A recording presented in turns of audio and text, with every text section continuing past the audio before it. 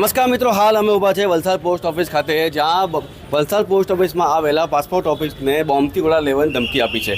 જે ધમકી મળતા સુરતના જેટલા પણ અધિકારીઓ છે તેમણે વલસાડ પોસ્ટ ઓફિસને તત્કાલિક ધોરણે ખાલી કરાવવાનો નિર્ણય કર્યો છે. હાલ પોલીસ દ્વારા પોસ્ટ ઓફિસ ખાલી કરાવી પોસ્ટ ઓફિસમાં કામ કરતા તમામ કર્મચારીઓને સુરક્ષિત રીતે બહાર કાઢી દેવામાં આવ્યા છે.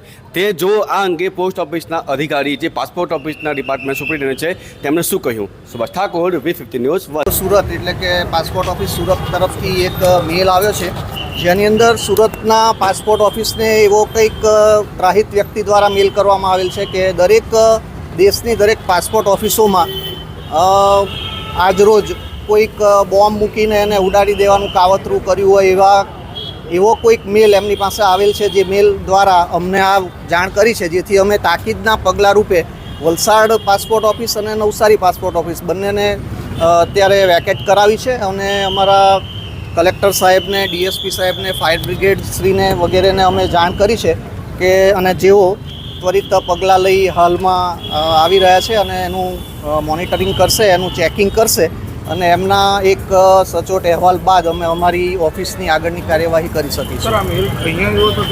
સુરત RPO ઓફિસમાં આ મેલ આવેલો છે, જેઓએ અમને ફોરવર્ડ કર્યો છે અને તાકીદના પગલાં રૂપે પાસપોર્ટ ઓફિસને બંધ કરવાનું અમને કહેવામાં આવ્યું છે. JR વસી, senior superintendent post office, Valsad.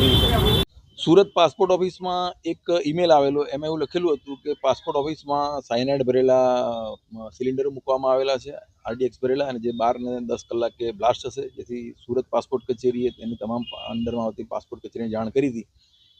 આ બાબતે તમામે ખાતરી કરી લેવી. જેથી વલસાડ પાસપોર્ટ કચેરીમાં પણ આ બાબતે ફોન આવતા તકેદારીના ભાગરૂપે એમાં પણ કંઈ હોય નહીં એ બાબતે હાલમાં તપાસ ચાલુ છે. અને BDS ટીમને બોલાવડાવીને એમાં પણ કંઈ શંકાસ્પદ છે કે નહીં એ બાબતે જરૂરી તકેદારી રાખી આજુબાજુનું પરિસર અને બધું ખાલી કરવામાં આવી રહ્યું છે.